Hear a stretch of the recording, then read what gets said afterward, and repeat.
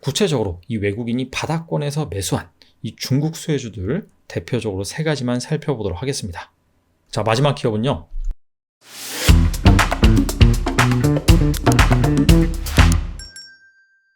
최근 코스피 지수가 2400선까지 빠르게 회복된 이후에 박스권을 형성하고 있습니다.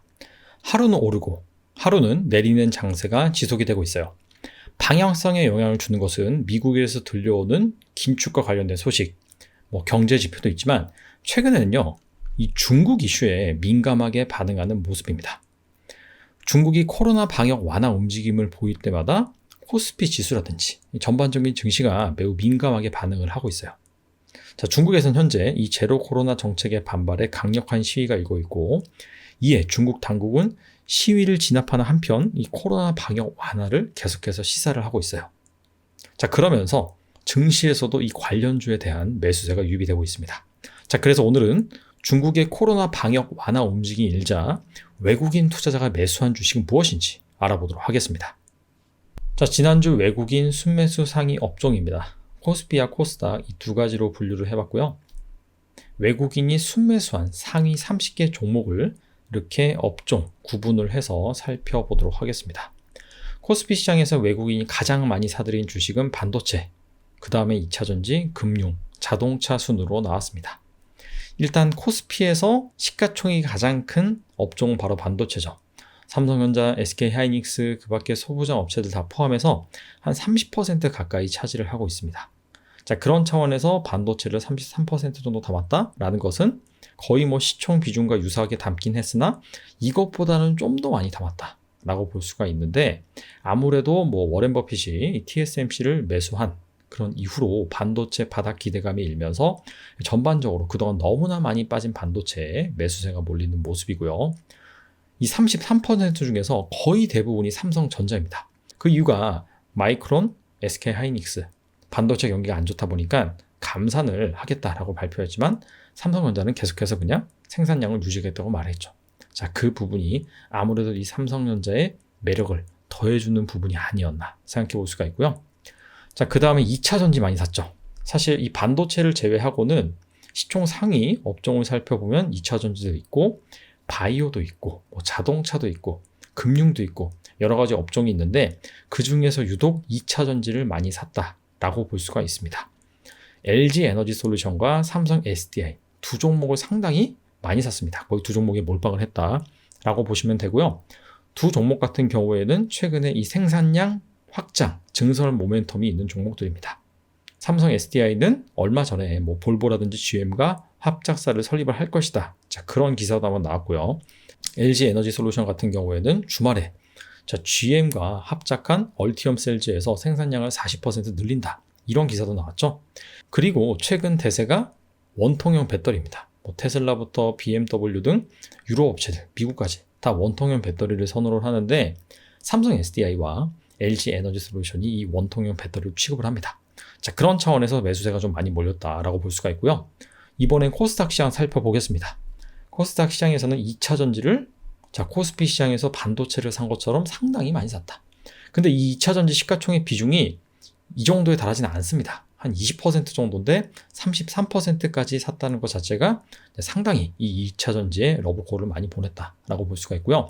거의 LNF에 몰빵을 했습니다. 사실 포스코케미칼, 포스코홀딩스 이와 관련된 리튬 관련주들 최근에 흐름이 상당히 좋았는데 상대적으로 에코프로 BM이라든지 LNF 같은 경우에는 좀 소외가 많이 됐었죠. 자, 하지만 이번엔 LNF를 많이 샀다. LNF가 얼마 전에 이 미국 시장에 진출한다고 밝혔는데 정부에서 불허를 했죠. 근데 다시 도전을 했습니다. 미국 배터리 재활용 스타트업인 레드우드 머티리얼과 미국 현지의 양극재 합작 공장을 건설하겠다, 이걸 추진하겠다라고 밝혔어요. 자, 그래서 산업통상자원부에 합작사 설립 허가 및 신청을 할 것이다. 이게 이제 11월 달에 이루어질 것이다라고 기사가 나왔는데 아직까지는 이 팔로업이 안 되고 있어요. 자, 근데 아무래도 좀 재수를 하는 만큼 이번에는 철저히 준비를 해서 정부의 승인을 받아내지 않을까 업계에서는 좀 기대를 하고 있는 부분이 있어요. 자, 그 다음에 눈에 띄는 것이 바로 미디어 업종입니다. 미디어 업종을 25%나 샀는데 사실 미디어 업종이 코스닥 시장에서 비중이 적진 않지만 25% 정도를 살 만큼 비중이 큰 업종은 아닙니다. 자, 바로 여기가 중국의 이 제로 코로나 완화 정책이 시사가 되면서 외국인이 이 관련주를 매수한 대표적인 업종이라고 볼 수가 있습니다. 자, 미디 업종 중에서 어떤 주식을 많이 샀냐면 바로 SM, JYP 엔터, 즉 엔터주들을 상당히 많이 샀다. 엔터주들 같은 경우에는 과거부터 이 중국 수혜주라고 분류가 됐었죠. 하지만 한한령 이후에는 점차 계속해서 이 중국 비중이 줄어들었습니다. 지금 같은 경우에는 SM이 그나마 이 중국 비중이 높긴 하지만 뭐 JYP라든지 YG 엔터테인먼트 같은 경우에는 거의 뭐 중국 비중이 없는 거와 다름이 없습니다. 자, 그럼에도 불구하고 중국의 이 제로 코로나 방역 완화 기대감 플러스 최근에 이 한한령 해제 기대감이 계속해서 일고 있거든요. 자, 엔터업체 입장에서는 중국이라는 새로운 시장이 추가된다라고 한다면 당연히 긍정적일 수가 있겠죠. 자, 그 다음에 추가적으로 파라다이스도 많이 샀습니다. 자, 파라다이스 같은 경우에는 외국인 카지노인데 최근에는 이 일본 관광객들이 많이 와서 전반적으로 실적 턴어라운드가 진행이 되고 있습니다. 올해 11월부터 일본 관광객 무비자 입국도 허용이 됐죠.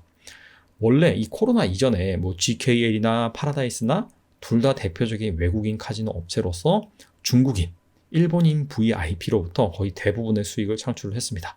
근데 만약에 이 중국 쪽에도 뭔가 리오프닝이 시작이 돼서 우리나라로 관광객들이 밀려 들어온다라고 한다면은 또 하나의 큰 고객을 맞는 것이기 때문에 일회용 기대감이 이 파라다이스 수급에도 긍정적으로 작용을 했습니다. 자, 지금까지 중국의 코로나 방역 완화 기대감 때문에 외국인들이 어떤 주식을 사들였는지 살펴봤는데 구체적으로 이 외국인이 바닥권에서 매수한 이 중국 수혜주들 대표적으로 3가지만 살펴보도록 하겠습니다. 첫 번째 종목은요, 바로 호텔 신라입니다. 지난주에 외국인 투자자가 215억 원어치를 순매수를 했고요. 3일 연속 계속해서 사들이고 있는 상황입니다. 호텔 신라 같은 경우에는 호텔 부문, 면세점 부문 이 2가지가 대표적이라고 볼 수가 있겠죠. 일단 최근에 실적 같은 경우에는 개선되는 흐름입니다. 뭐 턴어라운드 이렇게 표현할 수도 있겠지만은 아시다시피 이 코로나 때문에 워낙 기저효과가 심하게 발생을 한다라고 보시면 되고요. 면세점 부분은 아직 좀 부진합니다. 하지만 호텔 부분이 기저효과로 올해 들어서는 전반적으로 좋아지고 있습니다. 계절적인 성수기 돌입으로 인해서 국내 관광객들이 증가를 하고 있고요. F&B 사업 부분이 있죠. 지금 문정성시를 이루고 있습니다. 뭐 연말이라고 해서 여기저기 호텔, 뷔페라든지 레스토랑 예약을 많이 하는데 대표적으로 신라호텔의 더 파크뷰 같은 경우에는 네이버 예약도 안 됩니다. 만약에 내가 12월 달에 이용을 하고 싶다라고 한다면은 그 전달인 11월 1일 날 또 전화를 해서 예약을 해야만 간신히 예약할 수 있더라고요. 자, 그만큼 인기가 좋다. 그런 부분에 있어서 실적이 좋아지고 있고요. 또 하나의 축이 바로 면세점이죠. 근데 면세점 부분 같은 경우에는 아직까지는 외국인 관광객들이 우리나라에 적극적으로 들어오지 않고 있기 때문에 여전히 부진합니다. 하지만 이 글로벌리 리오프닝 흐름, 내년부터 방한 외국인이 필연적으로 증가하기 때문에 면세점 부문 역시 전반적으로 개선될 것으로 예상이 돼요. 해마다 이 면세점을 찾는 방문객들 살펴보면은 우리나라 이 내부 고객이 90% 이상입니다. 자, 그런데 면세점에서 돈을 쓰는, 즉 구매력 관점에서 보면은 10%에 해당되는 외국인이 거의 한 면세점 이용 금액의 90%를 차지합니다. 이거는 외국인 큰손들이 와서 사는 게 아니라 우리나라 사람들 같은 경우는 면세 한도가 정해져 있잖아요. 그래서 많이 못 사는 겁니다. 결과적으로는 이 외국인 관광객이 많이 늘면 늘수록 면세점 실적은 개선될 수가 있다 라는 차원에서 내년에 한번 기대해 볼 수 있을 것 같고요. 단 숙제가 있습니다. 면세점에서 가장 많이 팔리는 품목이 화장품입니다. 코로나 이전에는 화장품이 한 30% 정도 차지를 했는데 대부분 이 중국인 따이공이었단 말이죠. 보따리 이상이라고 합니다. 근데 아시다시피 우리나라 화장품의 입지가 중국에서 점점 줄어들고 있죠. 프리미엄급은 프랑스나 일본 여기에 밀리고 있고요. 중저가 같은 경우에도 이 중국 로컬 업체에 밀리고 있습니다. 그래서 구조적으로 이 화장품 매출이 감소한 것은 피할 수 없는 딜레마이고요. 그래서 이런 부분은 이 면세점 업체들이 잘 극복해내야 할 숙제다라고 볼 수가 있습니다. 자, 외국인 지분율 살펴보면은 장기적으로 저점에서 꾸준하게 담는 모습이에요. 지난 5월 한 11% 정도로 저점을 이루더니 그 이후에는 계속해서 이 외국인 지분율이 올라서 현재는 17.5%를 넘기는 상황, 18%에 도달하려는 상황입니다. 근데 같은 기간 주가는 전반적으로 빠졌죠. 그래서 외국인들이 계속해서 지분 늘려가고 있는데 향후 한번 잘 살펴보면 좋을 것 같습니다. 자, 두 번째 종목은요, 바로 디어유라는 종목입니다. 이 기업은 작년에 상장을 했어요. 외국인이 지난주 15억 원어치를 순매수를 했는데 규모는 작습니다. 하지만 지난 12월 1일까지 10일 연속 계속해서 순매수한 이력이 있고요. 이 기업의 사업 모델은 상당히 특이합니다. 팬과 아티스트가 프라이빗하게 소통할 수 있는 SNS 플랫폼 DOU 버블을 운영하는 업체입니다. 쉽게 말하면 비즈니스 모델이 팬들이 이 아티스트를 구독을 하는 겁니다. 월 구독료를 내면은 프라이빗하게 이 메시지도 주고받을 수 있고 공개적으로 알려진 정보 외에 이 아티스트들의 뭐 동선이라든지 활동 이런 거에 대해서 계속해서 콘텐츠를 제공을 해줍니다. 여기에서만 제공되는 뭐 라이브 서비스도 있다라고 해요. 그래서 이러한 사업 모델을 가지고 있는 업체다. 그러니까 한마디로 엔터 주식이라고 볼 수 있습니다. 앞서서 SM, JYP 소개를 해드렸는데 SM이 32% 정도, JYP가 18% 정도 지분을 가지고 있는 업체라고 볼 수가 있습니다. 현재 한 54개 매니지먼트와 계약을 체결했고요. 소속된 아티스트가 325명 정도에 달한다고 합니다. 그리고 최근 1년간 계약을 체결한 기업이 22개 증가를 했고 아티스트 역시 거의 100명 가까이 증가를 했다고 해요. 아무래도 이 아티스트 수를 늘려가면 늘려갈수록 구독자 수는 늘 수가 있겠죠. 그리고 3분기까지 실적을 보면은 그냥 고만고만합니다. 매출액은 전년 동기 대비 30%, 영업이익은 10% 정도 증가를 했는데 4분기부터 실적 개선에 드라이브를 걸 것으로 예상이 됩니다. 버블 서비스에 라이브 유료 비즈니스 모델이 붙고요. 다수의 해외 아티스트들을 영입한다고 해요. 그리고 중국 안드로이드 버전 앱이 런칭될 예정입니다. 중국이 막을지 안 막을지 알 수 없지만은 최근 흐름을 본다라고 한다면 살짝 좀 기대를 걸어봐도 되지 않을까 생각이 되고요. 2023년부터 본격적으로 해외 시장에 진출을 합니다. 일본, 미국 시장에 진출을 할 것으로 예상이 되는데 사실 K-팝의 가장 큰 시장은 단일 국가로 따진다면 중국이 아니라 일본입니다. 일본에서 가장 큰 매출액을 발생을 시키고 있어요. 아시다시피 일본 인구가 1억 2천만 명. 그리고 오타쿠들이 많죠. 참고로 오타쿠는 사실 부정적인 단어는 아닌데 우리나라에 와오면서 좀 부정적으로 뉘앙스가 각인이 되긴 했으나 그만큼 매니아층이 많습니다.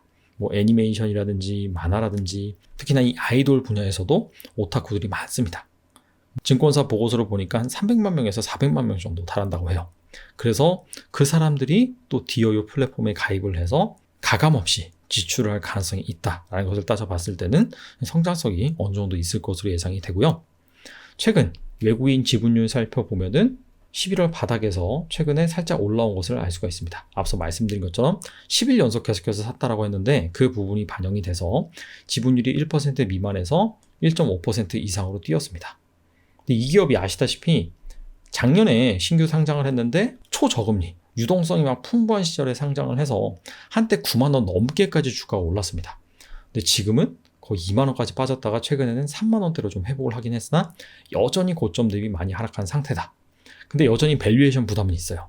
내년 실적 기준으로는 33배의 거래가 되고 있습니다. 그래서 이 밸류에이션 부담은 투자자들이 투자할 때 좀 참고할 필요가 있을 것 같아요. 자, 마지막 기업은요.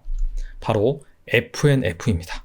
외국인 투자자가 145억 원어치를 순매수를 했고요. 3일 연속 매수한 상황입니다.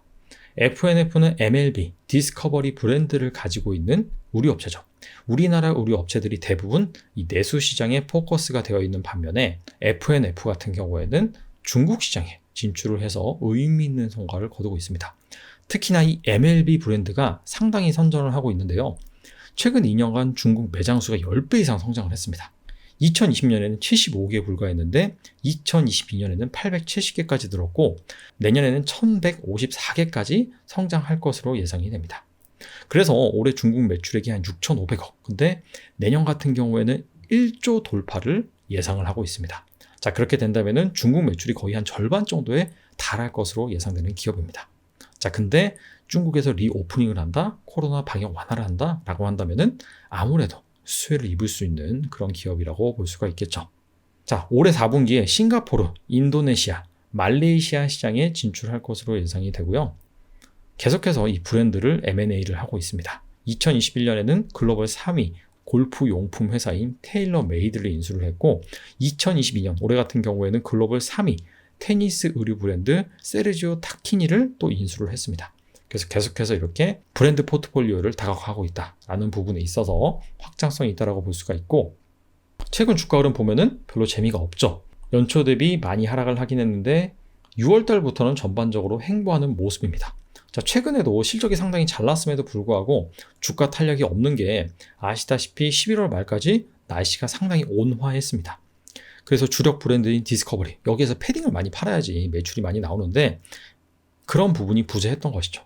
하지만은 12월 들어서 본격적으로 날씨가 다시 추워지고 있어서 이런 부분에 있어서도 약간 좀 모멘텀이 붙을 수 있지 않을까 생각이 됩니다. 외국인 지분율을 보시면은 올해 들어서 전반적으로 계속해서 내렸습니다. 그러다가 11월 저점을 찍고 살짝 반등하는 모습이 나오긴 했는데 아직까지는 추세 전환을 했다라고 보기에는 좀 이른 것 같아요. 그래서 외국인이 앞으로도 지속적으로 사는지 그 부분을 잘 지켜볼 필요가 있습니다. 자, 정리하겠습니다. 자, 중국의 방역 완화 움직임, 이로 인해서 국내 증시에도 온기가 돌고 있고요. 관련주 역시 외국인의 매수세가 유입이 되고 있습니다. 하지만 중국이 공식적으로 제로 코로나 완화를 하겠다라고 밝힌 건 없습니다. 물론 PCR 검사를 신속 항원 검사로 대체를 하고 봉쇄 조치를 좀 더 약하게 하는 건 맞습니다. 하지만 아시다시피 겨울이 찾아오고 있습니다. 그렇다면 코로나는 더욱더 기승을 부릴 것이고 만약에 관리를 잘 못한다라고 한다면은 중국은요, 사망자가 수십만 명, 수백만 명에 달할 수도 있거든요. 그런 참사를 막기 위해서 다시금 방역의 고삐를 당길 수도 있습니다. 그 부분은 투자자들이 잘 고려를 할 필요가 있고요. 중국은 사실상 이 호재도 있지만은 악재 역할도 합니다. 악재 같은 경우에 대표적으로 미중 분쟁이 있겠죠. 최근엔 좀 잠잠한데 다시금 언제든지 이 미중 분쟁 같은 경우에는 수면 위로 올라올 수가 있거든요. 자, 그렇다면은 언제 그랬냐는 듯이 호재에서 이 중국 이슈가 악재로 돌변할 수 있다. 그 부분은 잘 염두에 둬야겠죠. 자, 만약에 중국이 호재 쪽으로 작용을 한다. 계속해서 방역 완화를 하고 그 다음에 경기 부양책을 사용한다라고 한다면 한국 증시에 이 버팀목 역할을 할 가능성이 큽니다. 자, 내년 세계 경제에 암울하다, 침체 온다, 망한다 이런 키워드 되게 많잖아요. 시장 조사 기관의 전망에 따르면은 미국이 내년에 GDP 성장률이 마이너스를 기록할 것이다 라고 전망한 것도 몇몇 있습니다. 근데 중국 같은 경우에는 올해 너무 안 좋았습니다. 근데 내년에 만약에 이 제로 코로나 정책을 풀고 본격적인 경기 부양책을 실시를 한다라고 한다면은 오히려 중국은 내년 경제 성장률이 더 좋을 수가 있어요. 자, 그렇다면은 중국을 중심으로 한 신흥국 역시 긍정적인 가능성이 있다. 특히나 JP모건이나 골드만삭스가 내년에 한국 증시가 상당히 잘 달릴 것이다 라고 전망한 이유도 많이 빠진 측면도 있지만 이 중국을 중심으로 경기가 살아난다 라고 한다면은 거기에 수혜를 볼 국가 중에 하나로 지목을 하기 때문입니다. 자, 그래서 부디 중국이 호재 역할을 좀 똑똑히 해줘서 우리나라 증시가 잘 버텼으면 좋겠네요. 감사합니다.